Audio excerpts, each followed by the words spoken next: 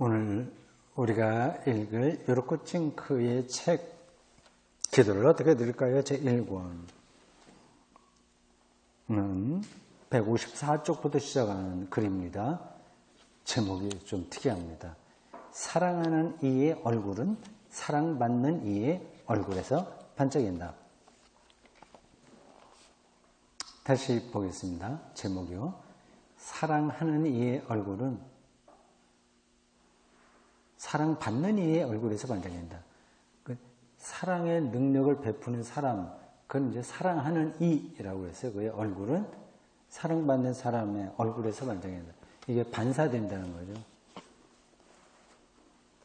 그러니까 우리가 사랑하면 그걸 사랑받는 사람에게서 알 수 있다는 겁니다.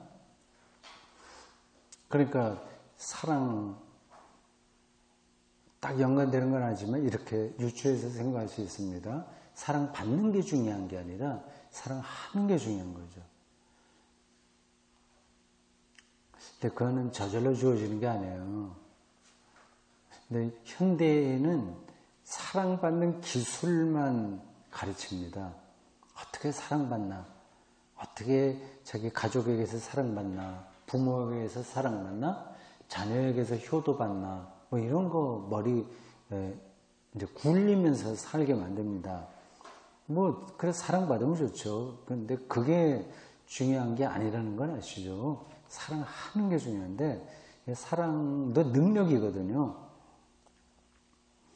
뭐 저절로 사랑하게 되기도 하지만 훈련도 꼭 필요합니다. 찬송 부를 때 잠깐 설명을 했듯이 하나님은 사랑의 원천이니까 그분에게 가까이 가는 게 사랑의 능력을 훈련하는데 최선입니다. 뭐 제가 생각엔 그래요. 자, 요분이 찡크가 어떤 이야기를 하는지 들어봅시다. 구약 성경에서 아론의 축복 기도로 알려진 이 말씀은 바로 앞에 있는데 제가 읽지는 않았어요. 민수기 6장 24절에서 26절인데 이렇습니다. 여호와는 네게 복을 주시고 너를 지키시기를 원하며 여호와는 그의 얼굴을 네게 비추사 은혜 베푸시기를 원하며 여호와는 그 얼굴을 네게로 향하여 드사 평강 주시기를 원하노라. 얼굴이라는 단어가 반복하죠. 이 말씀은 그들이 바라는 것을 이렇게 표현합니다. 하나님께서 우리에게 관심을 보이시어 지켜주시고 은혜 베푸시며 평강 주시기를. 여기서 얼굴은 은유입니다. 은유. 손가락과 같다는 겁니다. 메타포예요. 뭘 이제 가리키는 거죠. 손가락이 중요한 게 아니라 그 손가락이 가리키고 있는 그 대상이 중요하죠. 얼굴은 은유입니다. 만일 내가 어떤 사람을 만난다면 먼저 그의 얼굴을 볼 것입니다. 그래서 그를 알아보고 받아들입니다. 실제 얼굴이 아니라 그 사람의 인격, 존재 자체를 가리켜요. 그를 받아들입니다. 그리고 그에게 말을 걸 수 있고 경우에 따라서는 그와 친해질 수도 있습니다. 그의 얼굴에는 그가 나를 좋아하는지 미워하는지 쓰여 있습니다. 반사가 되죠. 나의 경우에도 역시 마찬가지입니다. 그리고 그의 얼굴에는 그가 나에게 관심을 보이는지 아니면 나와 담을 쌓고 싶어 하는지 나타날 것입니다. 하나님은 얼굴을 갖고 계십니다. 메타포예요. 얼굴. 이 말은 그가 이름 모를 운명이나 우연한 존재가 아니며 막연한 어떤 혼돈과 같은 그게 아니라는 거예요. 또한 자연의 섭리이거나 뭐 진화나 물리학이나 이런 그 원리들이죠. 그런 거라거나 이해하지 못할 세계의 정신이 아니라는 것입니다. 그분은 우리를 아시고 이렇게 인격적인 존재라고 하는 거죠. 사람의 인격이 아니라 그분 고유의 의지를 갖고 있다는 뜻이에요. 우리를 아시고 우리에게 말을 걸어오시는 분이십니다. 이 정도까지 가면 참 기독교 신앙이 깊은 겁니다. 그분이 말을 건다는 느낌, 그런 그 영적인 차원인 거죠. 그분은 우리를 보시며 우리의 말을 듣기 위해 귀를 기울이십니다. 그리고 우리는 그분을 의지할 수 있습니다. 그분은 우리가 인격이라고 부르는 그런 존재입니다.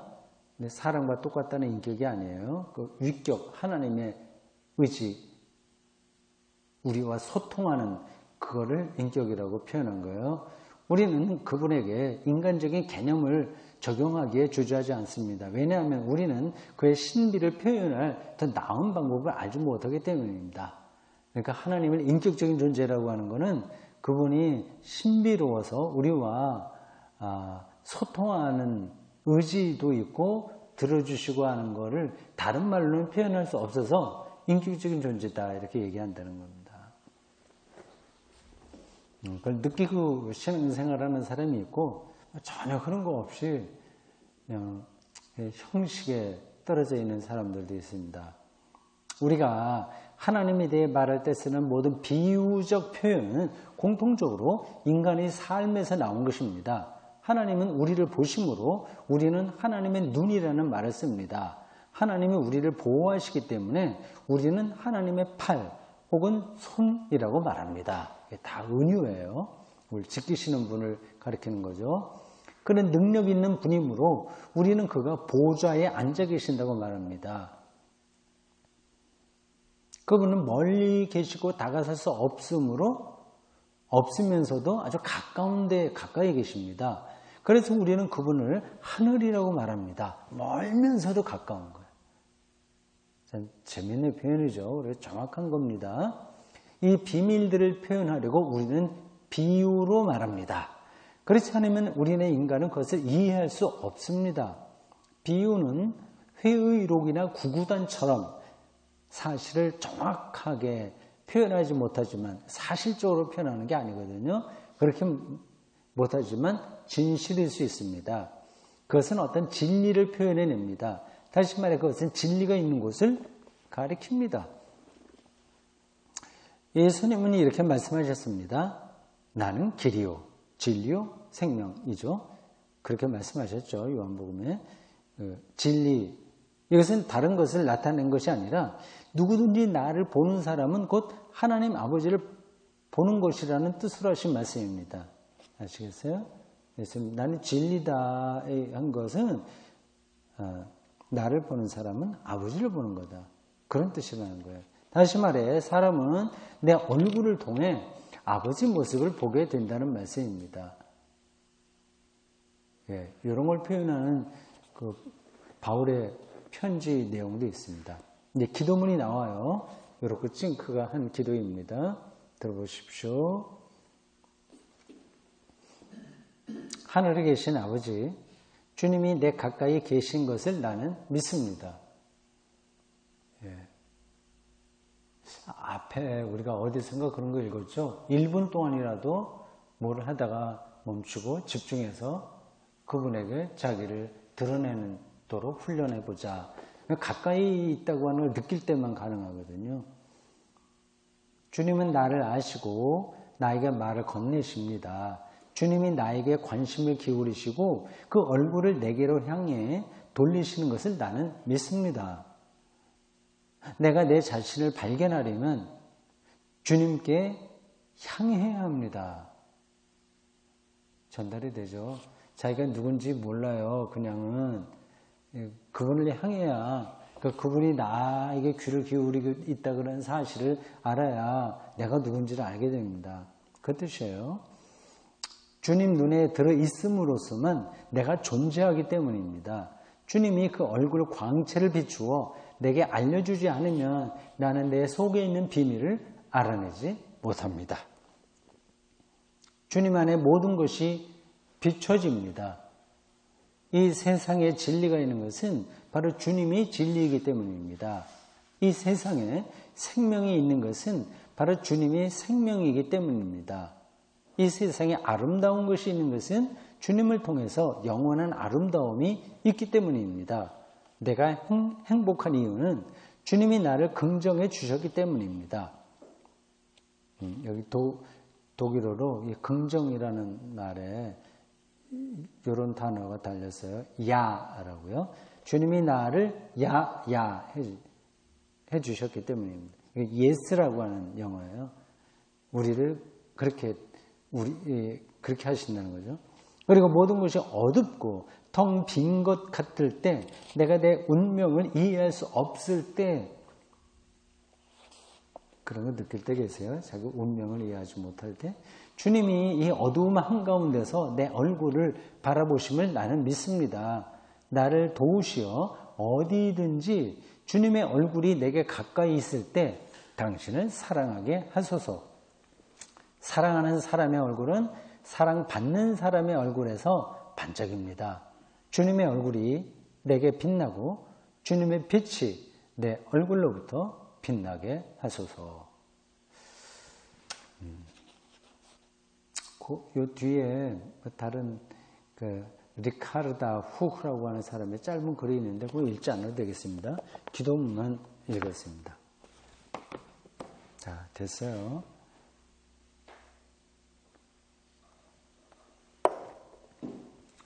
오늘 우리는 사도행전의 큰 틀로 볼 때 전반부가 끝나는 지점에 왔어요. 이게 전반부, 후반부로 나눌 수 있습니다. 전체가 28장까지 있어요. 근데 전반부가 이제 오늘 공부하게 될 12장으로 끝납니다. 제가 왜 전반부, 후반부를 나누는지 그 기점이 뭔지 아시겠어요? 혹시? 그래, 전부, 후반부 이거 성경에 그렇게 전편, 후편 나오지도 않았는데 뭘 갖고서 전반부, 후반부 그렇게 당신 나누냐? 그렇게 한다면 뭘 알 수 있을까요? 제가 뭘 생각을 했을까요? 이방인 선교로 본격적으로 한다. 네, 그렇죠. 그렇습니다. 이제 예루살렘을 중심으로 했던, 그리고 그 인근에서 벌어졌던 일들, 그게 12장에서 끝나요. 13장으로 가서는 예루살렘 교회 이야기는 더 이상 안 나옵니다. 뒤에 조금 예루살렘 종교회의가 나오긴 하는데 그것도 안디옥 교회를 위해서 나오는 거예요. 그러니까 13장부터는 안디옥 교회를 중심으로 한 지중해 선교 활동이 본격적으로 나옵니다. 그렇게 나누면 돼요. 전편, 후편. 예? 그런,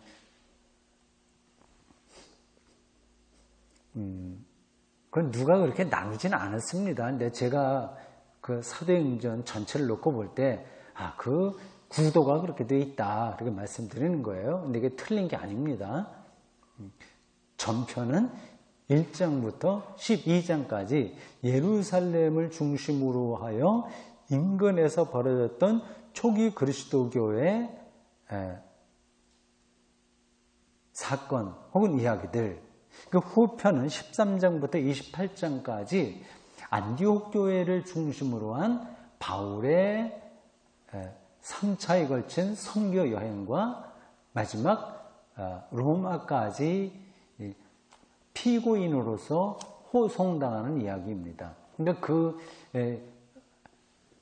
로마까지 피고인으로 예루살렘에서 잡히잖아요. 체포당하죠. 그게 이제 예수님 운명하고 비슷하게 흘러갑니다. 이 누가가 일부러 그렇게 그 글쓰기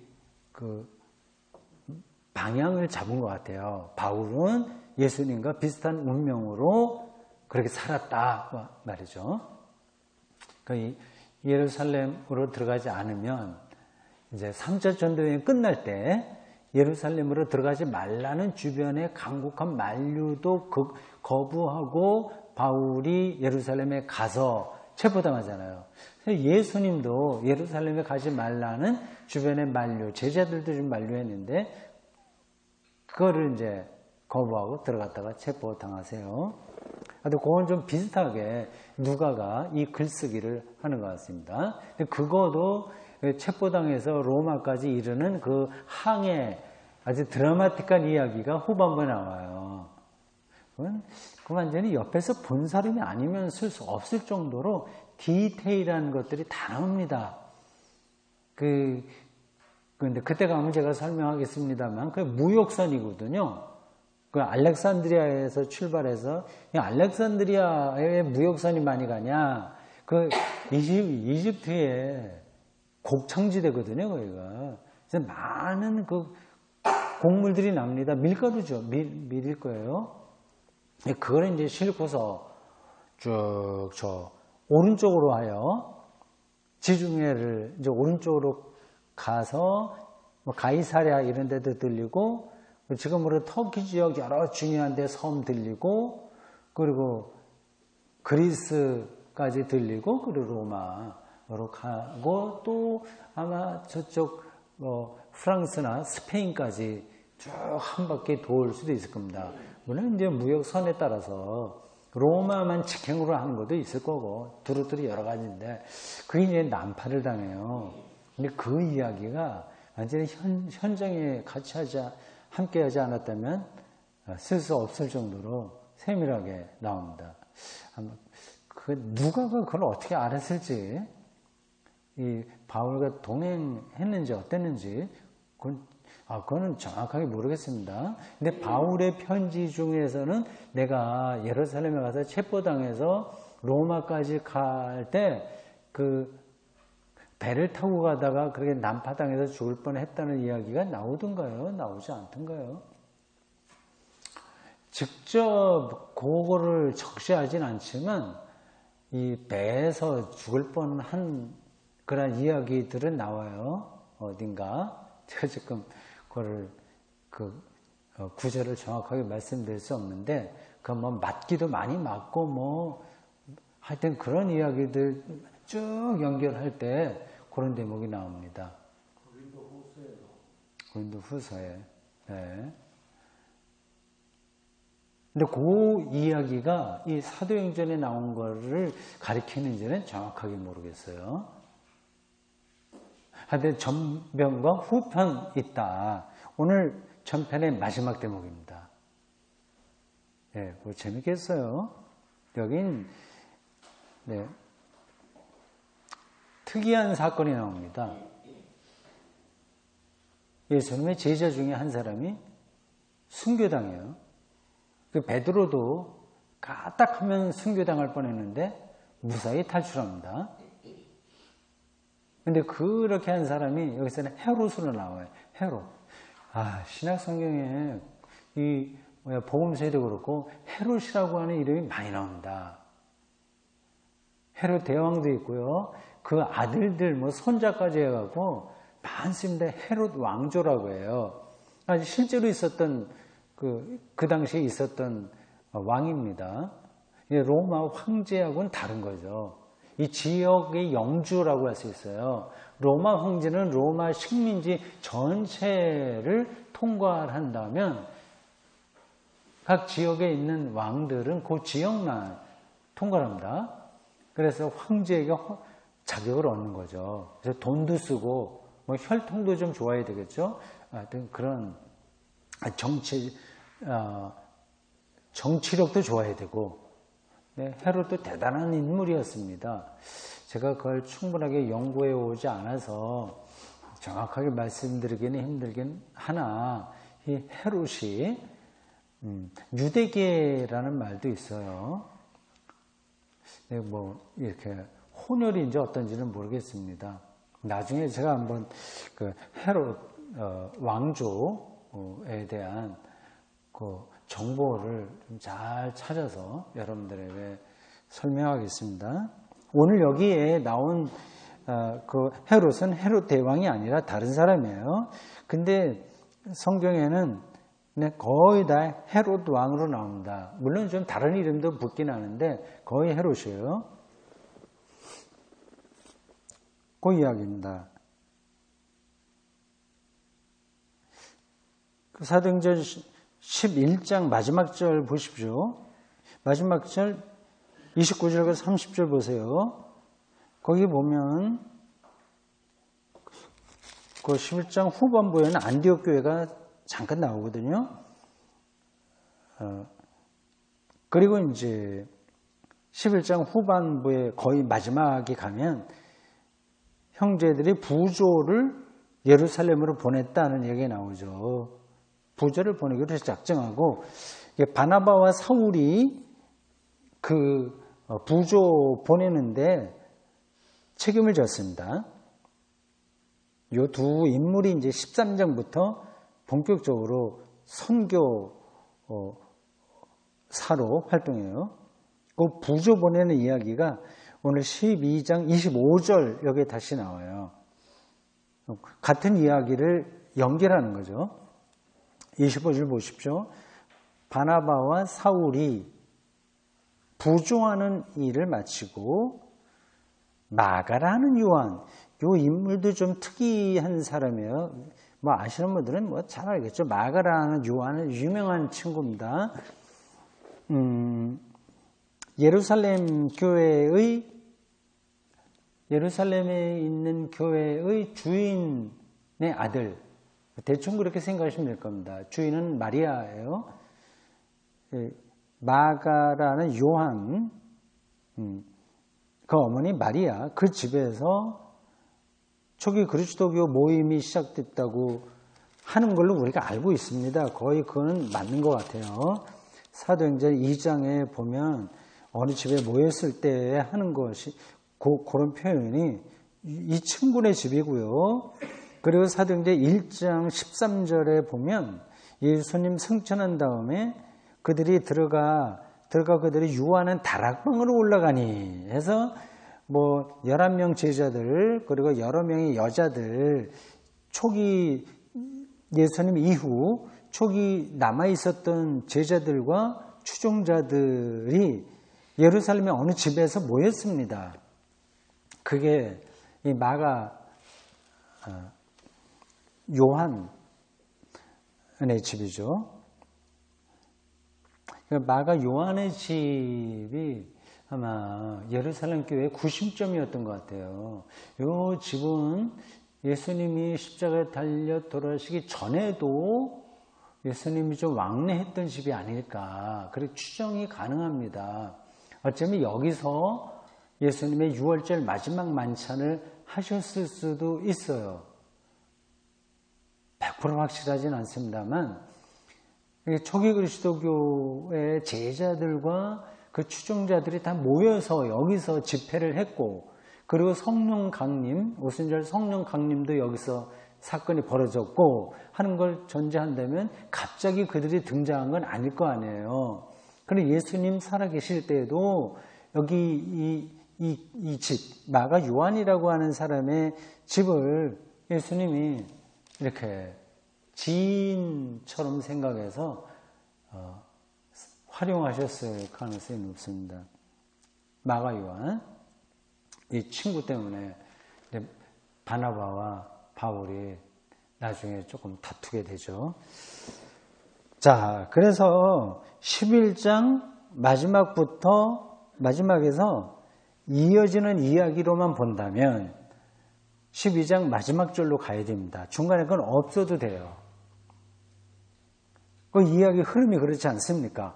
부조하는 일을 마치고 바나바와 사울이 이제 어디로 갈까요? 안디옥으로 가는 겁니다. 예루살렘에서 일이 끝나고 안디옥으로 가는데 이때 마가 요한을 데리고 와요. 그래서 선교 여행에 동행시킵니다. 이 친구는 좀 젊었어요. 비서처럼 데려갔겠죠. 요 주의 인물이라고 할 수 있습니다.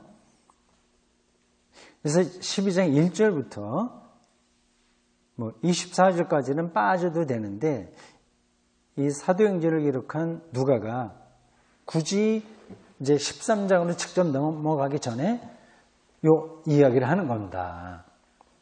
근데 이게 앞에서부터 몇 번 반복되었던 그런 흐름이에요. 박해를 받은 겁니다. 박해. 여러 번 그런 이야기가 나오지 않습니까? 그래서 순교도 당하고 앞에서 순교는 스데반이 대표적이었고 이제 12장에서는 야고보예요. 순교. 순교를 당하고 박해를 당할수록 그리스도의 복음은 어떻게 돼요? 더 확장되더라. 그 이야기를 하려고 하는 겁니다. 제가 다른 데도 말씀드렸습니다만 그리스도교가 이렇게 역사 안에 살아남은 것은 기적 중의 기적입니다. 그 상황으로 놓고 볼 때 그래 될 수 없었어요.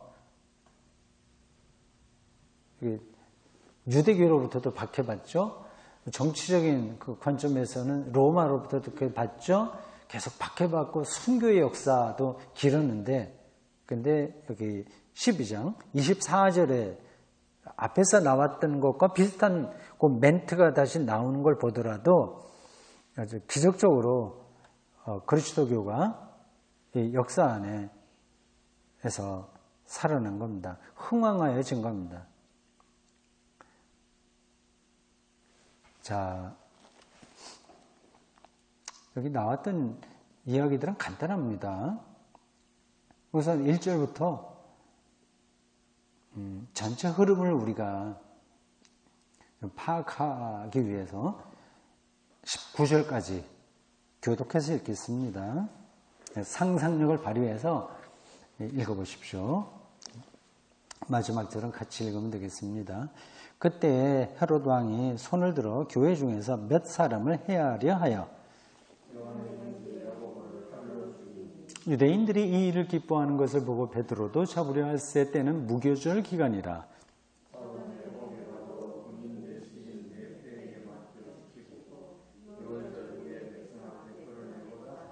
예, 베드로는 옥에 갇혔고 교회는 그를 위하여 간절히 하나님께 기도하더라.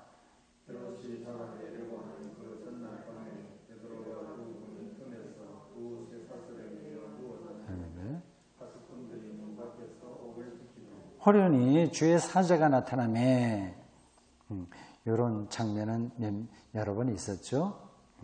바울도 그런 경험이 있었어요. 나타나매 옥중에 광채가 빛나며 또 베드로의 옆구리를 쳐 깨워 이르되 급히 일어나라 하니 쇠사슬이 그 손에서 벗어지더라.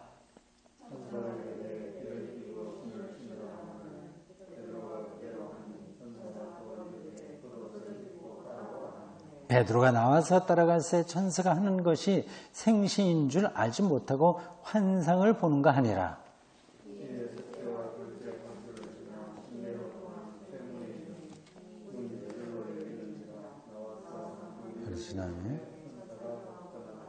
예, 베드로가 정신이 들어 이르되 내가 이제 참으로 주께서 그의 천사를 보내어 나를 헤롯의 손과 유대 백성의 모든 기대에서 벗어나게 하신 줄을 알겠노라 하여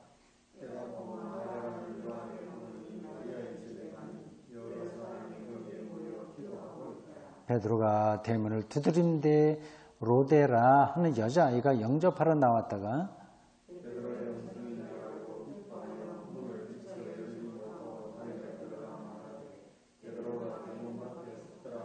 그들이 말하되 네가 미쳤다 하나 여자아이는 힘써 말하되 참말이라 하니 그들이 말하되 그러면 그의 천사라 하더라.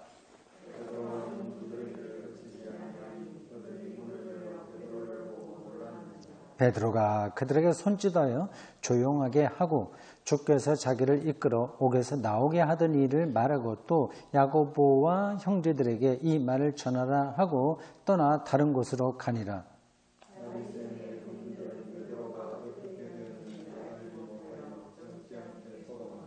헤롯이 그를 찾아도 보지 못하며 파수꾼들을 신문하고 죽이라 명하니라. 헤롯이 유대를 떠나 가이사랴로 내려가서 머무느니라. 아멘. 헤롯이 참 포악한 임금으로 나와요. 여기 제가 읽다가 약간 특이사항이 있어서 먼저 여러분들에게 물어봅니다. 요 2절에 보면 헤롯이 야고보를 칼로 죽였다고 그러잖아요. 근데 17절에 보면 그 옥에서 무사히 탈출한 베드로가 그 위기 상황이니까 그 제자들이 있던 그 마가 요한의 집에 잠깐 들렸다가 더 머물지 않고 자기가 어떻게 해서 나온지 자주지정을 간단하게 얘기한 다음에 그 자기에게 일어났던 일을 야고보와 형제들에게 전하라 하고, 그러니까 야고보와 형제는 그 자리에 없었던 것 같아요. 몇 군데 나누어서 이렇게 은둔하고 있었든지 하여튼 그런 모임을 하고 있었나 봅니다. 그래서 또 이 베드로는 다른 곳으로 몸을 피했습니다. 야고보가 여기 또 나와요. 근데 2절에 보면 죽였는데 왜 17절에 야고보가 또 나올까요? 어떻게 생각하세요? 예수님 동생 야고보 아닐까요? 어디? 2절? 17절? 네, 그렇죠. 맞습니다. 여기 17절에 나온 야고보는 예수님의 동생 야고보입니다. 그 야고보와 형제들에게 이렇게 표현한 걸 보면 야고보가 대단한 그 리더십을 그 당시 발휘하고 있었다는 걸 알 수 있죠. 그러니까 대표자예요. 예루살렘 교회. 그 우리는 상식적으로 당연히 그 베드로가 그렇지 생각하겠지만 베드로도 아주 그 상당한 리더십을 발휘하긴 했으나, 그리고 로마 가톨릭 교회에 따르면 초대 교황으로 일컬어질 수 있지만 그 역사적 근거는 없어요. 나중에 이렇게 가톨릭 교회가 해석한 거죠. 그렇지만 이 야고보, 예수님의 동생 야고보는 이건 이제 실질적으로 명실상부하게 예루살렘 교회를 끌어가던 인물이다. 그래 볼 수 있습니다. 그 근거는 여러 군데 또 나와요. 바울의 편지도 나오고. 네, 2절 다시 보십시오. 요한의 형제 야고보입니다. 야고보와 요한, 뭐 보통 요한과 야고보 얘기하는데 칼로 죽였다고 했습니까? 12제자 중에서 제일 처음 순교당한 사람이 누굽니까? 하는 성경 퀴즈가 나오면 야고보 이렇게 하면 됩니다. 이때가 언제인지는 제가 잘 모르겠어요. 그 누가가 이 사도행전을 기록하면서 모든 사건들을 정확하게 선후 관계, 연대기적으로 확인해서 쓴 건 아닙니다. 전반적인 흐름은 맞되 뭐가 먼저 있었는지 후에 있었는지 약간 그거는 차이가 있습니다. 이 야고보가 지금 순교당했다고 하는 것을 오늘 우리가 지금까지 사도행전을 공부한 그 흐름에서 보면 그렇게 오래되지 않은 것 같죠? 예수님 부활 승천한 다음에 얼마 지나지 않아서 이 야고보가 순교당한 것 같은 느낌이 들지 않습니까? 근데 그렇진 않을 거예요. 상당히 후될 겁니다. 그 후대가 언제인지는 잘 모릅니다. 근데 이 야고보와 연관된 그 유럽의 그거 있죠. 순례길. 야고보, 그 사람 야고보입니다. 산티아고 순례길이라고 들어보셨잖아요. 산티아고. 저의 이제 마지막 꿈인데, 산티아고. 제 체력에 맞을 정도로 한번 순례 가보고 싶다고 생각을 했습니다. 한 달이면 한 달, 20일. 그런 게 구분되어 있어요. 자기가 원하면 그 일정에 맞춰서 가면 됩니다. 아마 전체를 걸으려면 프랑스에서 시작해서 스페인 저 북쪽까지 가야 되니까 상당히 길어요. 한 2달인가? 뭐 이렇게 걸리는데. 그 산티아고라는 말, 그 도시 이름입니다. 근데 그 도시 이름이 그렇게 붙게 된 이유가 이 야고보예요. 야고보의 유골이 거기 안치되어 있다고 하네요. 근데 산티아고라는 말 자체가 이거 성이라는 뜻입니다. 거룩하다. 야고보. 거룩한 야고보를 이제 스페인어로 바꾸면 산티아고 이렇게 됩니다. 근데 이 사람이 지금 우리 사도행전에 따르면 이 예루살렘에서 순교당했단 말이에요. 예루살렘이 어딘지 요 지명이 여기 정확하게 나오진 않았지만 그렇게 추정이 돼요. 근데 그 유골이 이제 스페인 저쪽으로 갔나? 언제 갔나? 그런 약간 좀 어떻게 된 거지? 그런 호기심이 발동합니다. 야고보의 유골이 있다고 하는 것은 그런 전설 비슷한 거겠죠. 유명한 절에 보면 부처님의 사리가 있다 그런 얘기 있지 않습니까? 비슷한 것 같아요. 사람들의 심이라는 건 그런 방식으로 더 깊어질 수 있으니까 그 역사적 사실이 아니야. 그건 그렇게 우리가 따지고 들 건 아닌 것 같습니다.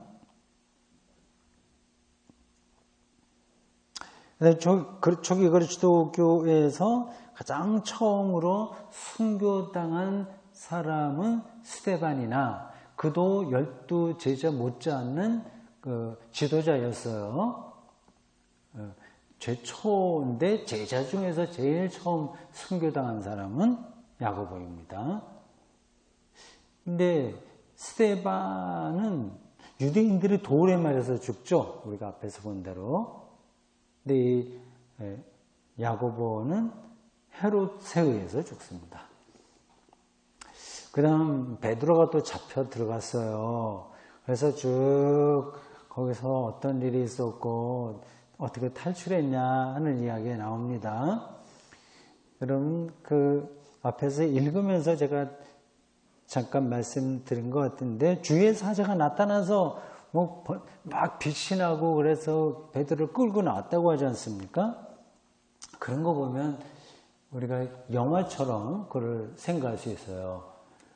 천사가 빛처럼 후광이 있고 그런 천사가 신비한 모습으로 나타나서 막 모든 걸 이제 해결해주고 그렇게 하는 거로 생각할 수 있습니다. 근데 또 다르게도 생각할 수 있어요. 이건 어떤 사람이 우리가 알지 못하는 어떤 사람이 이 베드로가 투옥된 걸 알고서 거기 여기저기 감옥에 있는 사람들을 매수하든지 설득해서 구출하는 사건일 수도 있습니다. 그렇게 특별히 도와준 사람을 가리켜서 주의 천사야, 주의 사자야 이렇게 얘기하지 않습니까? 이건 하여튼 초기 그리스도교에서 내려왔던 어떤 이야기가 이렇게 누가가 사도행전을 기록하면서 채용해서 쓴 것 같아요. 자, 그렇게 됐고, 이제 20절부터 24절까지, 25절까지 마저 읽을까요? 그렇게 하겠습니다. 헤롯이 죽는 이야기입니다. 이런 것도 사도행전을 기록하는데 딱 필요한 건 아니지만, 이 누가의 신학에 따라서, 이런 걸 짚어줘야 복음이 이 어려운 상황에서도 어떻게 확장됐는지, 그리고 또한 하나님께서 어떻게 우리 선배들을 이끌어가는지를 알게 된다 생각하고 썼겠죠. 헤롯이 들어와 시돈 사람들을 대단히 노여워하니 그들의 지방이 왕국에서 나는 양식을 먹는 까닭에 한 마음으로 그에게 나와 왕의 침소 맡은 신하 블라스도를 설득하여 화목하기를 청한지라.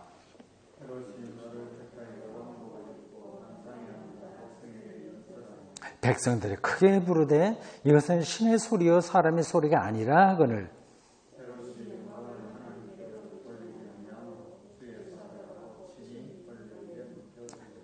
하나님의 말씀은 흥왕하여 더하더라.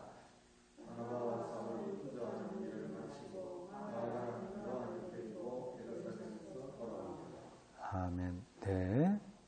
요건 이제 마지막 절 앞에서 말씀드린 대로 요게 이제 사도행전 흐름에서 11장으로부터 이제 13장으로 넘어가는 핵심 구절입니다.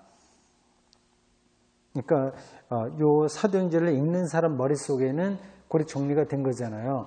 바나바와 바울이 마가 요한을 데리고 예루살렘에서 안디옥까지 왔다.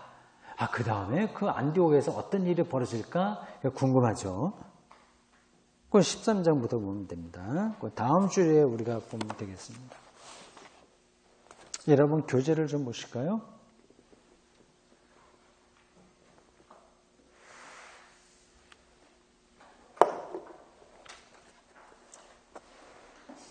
교재 20강입니다. 제목이 헤롯 왕조와 기독교예요. 헤롯 왕조에 대한 정보를 제가 좀 더 찾아보겠습니다. 나중에요. 굉장히 복잡해요. 그 당시에는 근친 결혼도 많고 해서 이렇게 저렇게 왕족들이 얽히고 설키고요. 대단했습니다.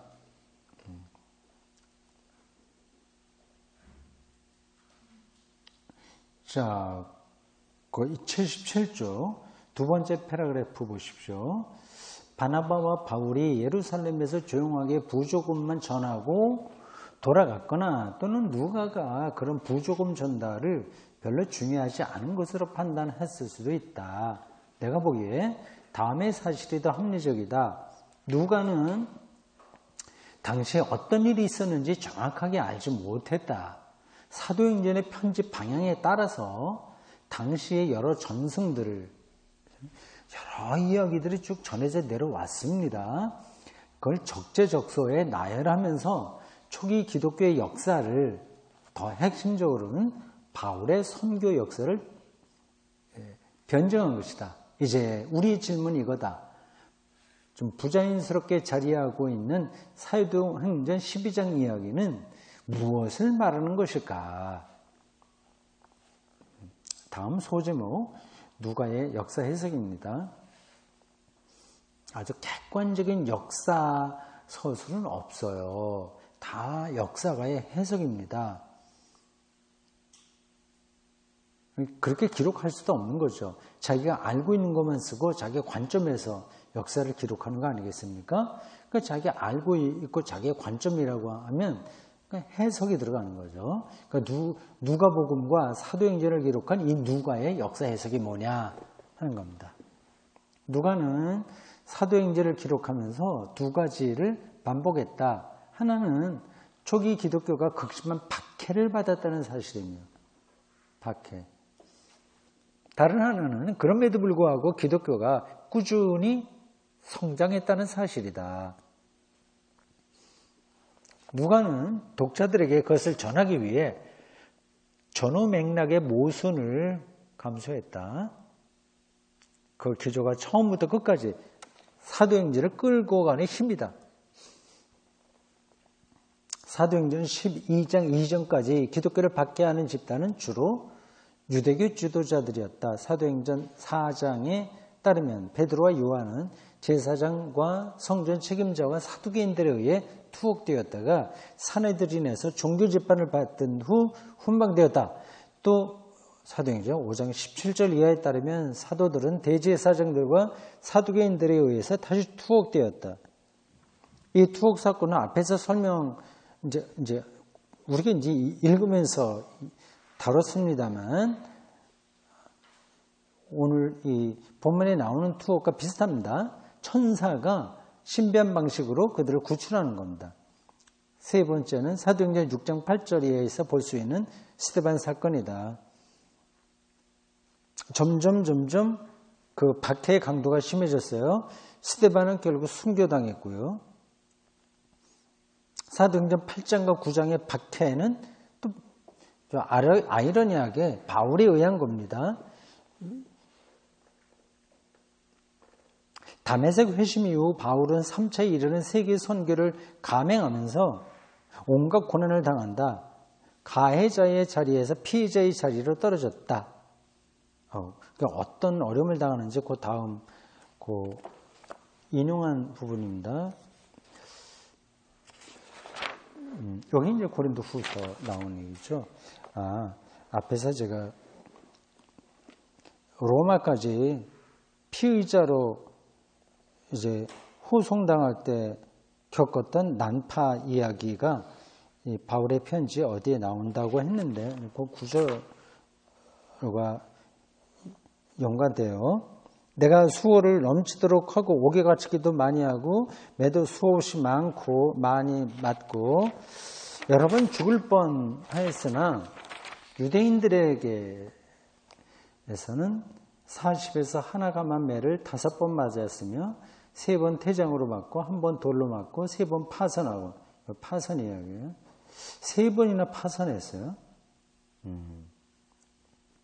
일주일을 깊은 바다에서 지냈으며 요게 이제 로마로 갔다가 그 아굴라라는 폭풍을 만나서 여러 날 앞도 보이지 않는 그러한 어려움을 겪었던 이야기를 가리키는 것으로 보여요. 여러분 여행하면서 강의 위험과 강도 위험과 동족의 위험과 끔찍하네요. 이방인의 위험과 신의 위험과 광의 위험과 바다의 위험과 거리 형제의 위험을 당하고 또 수고하며 애쓰고 목마르고 춥고 헐벗었노라. 고린도후서 11장 23절에서 27절까지입니다. 이거 가끔 읽어보십시오. 요 구절이요. 이렇게 하면서도 제가 돈 벌려고 하는 게 아니라 예수님에게 사로잡혀서 복음을 전했던 사람이 있었던 거예요. 이런 사람을 생각하면 우리는 나이브하게 사는 거죠. 자, 그렇게 박해를 많이 받았다는 얘기입니다. 그 다음 소제목으로 넘어갈까요? 사도 야고보의 순교. 예수님 동생 야고보도 있고 사도 야고보도 있다. 그건 이제 여러분들 잊어버리지 않겠죠. 이 헤롯은 헤롯 대왕의 손자 아그리파 1세다. 사도행전 25장 13절에 나오는 아그리파는 헤롯 대왕의 종손자로서 아그리파 종손자의 증손자라고 해야 되나? 종손자라는 단어는 가능하고 증손자도 있는데 이걸 제가 확인하지 못했습니다. 잘못 쓴 건지 많은 이야기인지 제가 확인해야 되겠습니다. 아그리파 2세다. 헤롯 아그리파가 왜 기독교인들을 박해했는지 오늘 본문에서 보듯이 사도들을 죽이기까지 했는지는 본문에 설명하지 않는다. 야고보의 순교는 스데반에 이어는 2번째 순교고 사도만으로는 첫째 순교다. 스데반의 순교는 6장과 7장에 걸쳐서 자세하게 보도하는 반면에 그렇죠. 야고보의 순교는 단순 보도에 그친다. 좀 이상하죠? 우리의 머릿속에는 스데반보다는 야고보가 그래도 더 사도니까 중요하게 보이는데 사도행전은 좀 반대로 다뤘어요. 이유가 다 있겠죠. 그 다음 패러그래프입니다. 사도행전 12장의 전체 틀은 얼핏 봐도 저자 누가의 편집 의도가 분명하게 들어온다. 이 이야기는 베드로가 천사의 도움으로 감옥에서 무사히 빠져나왔다는 사실을 중심으로 구성되었다. 이 사실을 강조하기 위해서 누가는 앞뒤로 매우 자극적인 사건을 덧붙이고 있다.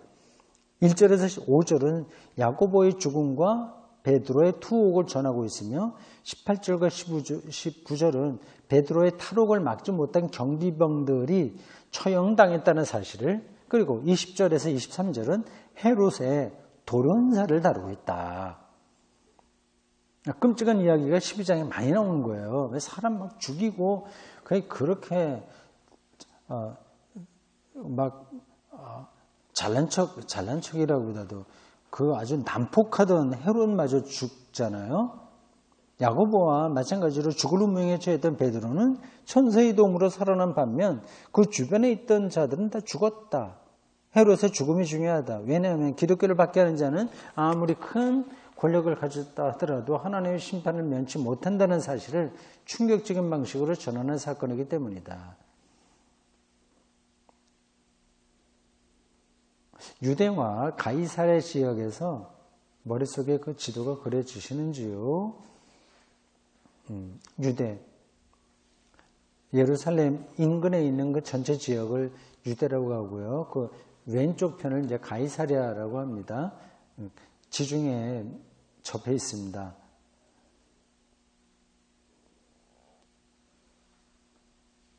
예, 그 이야기는 뭐 여러분들 집에서 읽어보십시오. 그냥 세계사에서 특별한 역할을 했던 헤롯과 기독교의 관계를 좀 설명해 본 겁니다. 그 다음 패러그래프요. 소제목 바로 직전입니다. 이런 걸 전제하고 본문의 마지막 구절인 25절을 읽으면 누가의 신학이 얼마나 분명한지가 눈에 들어온다. 바나바와 사울이 부조하는 일을 마치고 마가라 하는 요한을 데리고 예루살렘에서 돌아오니라. 안디옥이라는 말은 빠졌는데 안디옥으로 돌아오니라 하면 됩니다. 근데 마가라고 하는 요한은 이제 예루살렘의 고향이죠. 근데 무슨 일로 이 바나바와 사울을 따라서 안디옥으로 갔을까요? 물론 당연히 복음을 전하기 위해서 가는데 왜 가게 됐을까요? 이 바나바와 이 마가 요한의 어머니인 마리아와 친족간이라는 말도 제가 어디서 읽은 것 같은데 100% 정확하진 않습니다. 어쩌면 조카를 데리고 복음을 전하기 위해서 먼 조카뻘 되겠죠. 마가라는 요한이 그 마리아의 요청을 받고 요한의 어머니 마리아에게 요청을 받고 데리고 간 것 같습니다. 이 구절은 바나바와 사울이 안디옥에서 모금한 구제헌금을 예루살렘으로 가져왔다는 11장 30절을 이어받는다. 여기서 행간을 읽어야 된다. 누가는 사도 야고보의 순교, 베드로의 투옥과 탈옥, 경비병의 처형, 헤롯의 돌연사가 숨막힐 정도로 전개되는 그 다이나믹한 그 현장에서 바나바와 바울이 머물고 있었다는 사실을 암시적으로 전달한 것이 아니겠는가. 이제 그들이 사도행전 역사의 중심 무대로 등장할 충분한 자격을 갖추게 된 것이다. 이후로 사도행전은 다른 이야기는 일체 침묵하고 바나바와 바울 이야기만 다룬다. 그리고 좀 더 가서는 바울 이야기만 다룬다. 이제 바나바도 거기서 떨어져 나와요. 이제 바울만 남습니다. 12제자도 아니에요, 바울은. 근데 사도행전의 주인공이 됩니다. 거기까지 가려고 많은 이야기들이 앞에서 나온 거예요.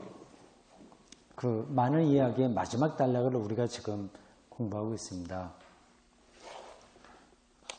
탈옥과 출애굽이라는 그 소제목입니다. 베드로의 탈옥 이야기를 보자. 앞에서 잠깐 제가 지나가면서 얘기했습니다. 옥중의 베드로는 군인 내식의 내패에 의해 감금당했다고 한다. 철통 경비다. 그뿐 아니라 두 군인 틈에서 쇠사슬에 묶여 있었다. 군인들의 몸과 베드로의 몸이 쇠사슬로 한데 묶였다는 뜻이다. 그리고 감옥 문 앞에서 경비병들을 지키고 있었다고 한다. 끔찍한 상황이다. 이런 상황에서 베드로가 잠을 자고 있었다는 건 베드로가 그만큼 육체적으로 시달린 탓인지 아니면 하나님의 은혜에 심취해서 아무런 두려움을 느끼지 못한 건지 모른다. 또는 완전히 자포자기에 빠진 탓인지도 모른다. 이때 주의 사자가 나타나 베드로의 옆구리를 찔러 급히 일어나라고 일렀으며 친절하게도 띠를 띠고 신을 신으라고 일렀다. 행동 하나하나를 다 알려준 것 같아요. 베드로가 천사의 말대로 따르자 천사는 다시 베드로에게 겉옷을 입고 따라오라고 말했다. 이런 이야기 전개는 고대 유대인들이 애굽을 탈출하던 날 밤에 행한 유월절 의식과 비슷하다. 아, 그렇죠? 유월절 의식이 차례차례 일종의 세리모니처럼 진행되지 않습니까? 음식을 어떻게 만들고 쓴 나물로 어떻게 하고 그리고 허리띠는 어떻게 메고 당장 떠날 준비를 하면서 양은 잡아서 피를 어디에 바르고 일일이 그런 자세한 이야기가 나오는데 지금 탈옥하는 장면, 숨막히는 장면인데 곧 여기서도 일일이 하나하나 천사가 베드로에게 알려줘요. 여호와께서는 유대인들에게 이렇게 명령을 내린다. 너희는 그것을 이렇게 먹을지니 허리에 묶어 얘기입니다. 얼떨결에 천사를 따라 감옥을 나오면서 베드로는 꿈을 꾸는 듯한 착각에 빠졌다. 정신없이 한 거리를 지나자 천사는 사라졌고 겨우 정신을 차린 베드로는 이렇게 중얼거렸다. 내가 이제야 참으로 죽게 그의 천사를 보내요. 나를 헤롯의 손과 유대 백성의 모든 기대에서 벗어나게 하신 줄 알겠노라. 주께서 그의 천사를 보내서요. 여기서도 행간의 의미를 찾을 수 있다. 헤롯은 바로와 마찬가지로 하나님의 뜻을 거역한 인물이다. 하나님께서는 이런 이들의 손에서 자신의 백성들을 구해내시는 분이시다.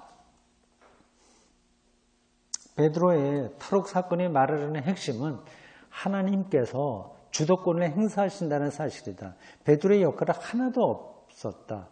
거의 천사가 일방적으로 끌어냈다. 고넬료 사건에서도 베드로는 철저하게 수동적이었다. 그 로마 그 백부장 고넬료 사건이요. 하늘에서 보자기 같은 게 내려와서 음식 있는 것, 나오는 것에 대한 이야기입니다. 감옥 안에서 찬송 부르고 기도하던 바울 및 실라와 달리 베드로는 잠에 취해 있었다는 사실을 보면 바울과 실라의 이야기는 뒤에 나옵니다. 누가가 의도적으로 베드로를 깎아내린다고 볼 수는 없어도 하나님의 주도권을 부각시키기 위해 베드로의 역할을 축소한 것만은 분명하다. 유대교와 로마 정권에 의해 박해를 받던 초기 기독교 공동체에 하나님의 주도권이 초월적으로 임했다는 누가의 해석은 정당하다. 참고적으로 본문이 명시적으로 묘사하고 있는 주의 천사는 누군가? 앞에서 잠깐 말씀드렸어요. 어떤 이들은 하나님이 초자연적인 방식으로 보낸 존재라고 생각한다. 날개 달린 천사? 그림으로는 비슷한 건 가능합니다. 우리가 일반적으로 초월적 존재라고 생각하는 천사 말이다. 근데 반드시 그렇게만 생각할 필요는 없다. 다음 추정도 가능하다. 헤롯의 수하에 있는 고위 관리 중에 한 사람이 경비병들을 매수해서 베드로를 탈옥시킬 수도 있다. 그는 익명의 기독교인이거나 올바른 걸 위해서 내부 고발자 역할을 한 것일 수도 있다. 어쨌든지 하나님이 자신의 일을 수행하기 위해서 불러다 쓰는 사람이 곧 주의 천사이며 반대로 악령의 속상임에 따라 움직이는 사람이 악마라고 우리가 말할 수 있지 않은가.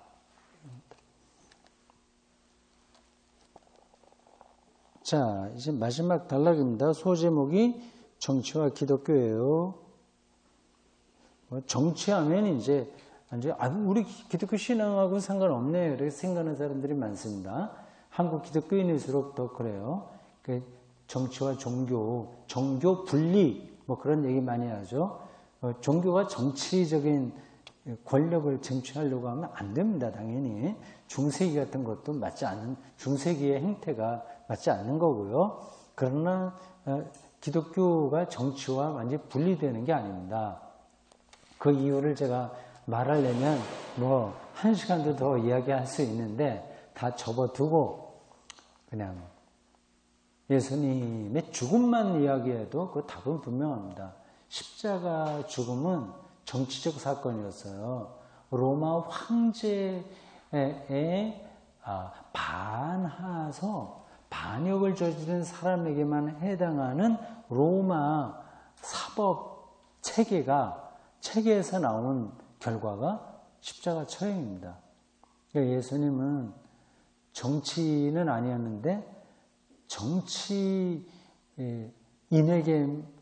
해당하는 죽음을 죽으신 거죠. 정치적 사건이에요. 그러니까 십자가는.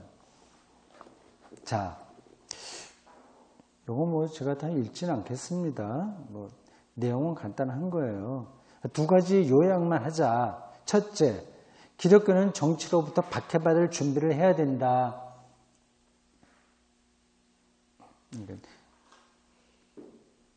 정치인은 스스로 신이 되려고 하는 욕망에 근거하거든요.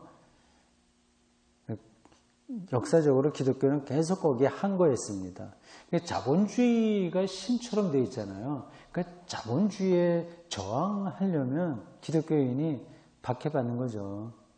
다른 사람들은 뭐 수단 방법 가리지 않고 뭐 투기도 하면서까지 돈을 번다면 자본주의 체제니까 나는 그게 이제 바른 삶이 아니다 생각한다면 그러면 이제 불이익을 받는 거죠. 둘째, 기독교는 세속 정치와 일정한 간격을 유지해야 된다. 박해를 받는다는 점에서는 우리가 준비를 해야지만 그걸 항거해야 되니까 근데 이 정치와 같이 밀월적인 관계를 맺어서 잘해보자 이런 식이요. 우리나라의 군사 독재 시절에도 조창기도회 많이 했거든요. 근데 그런 건 이제 잘못된 겁니다.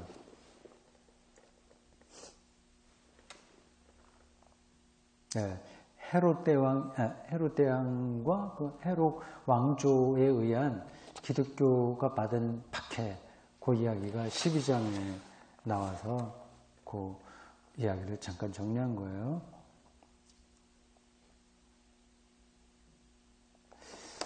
자, 그러면 우리 공부는 여기까지 하고 주님 가르친 기도 한 다음 질문 있으면 잠깐 받겠습니다.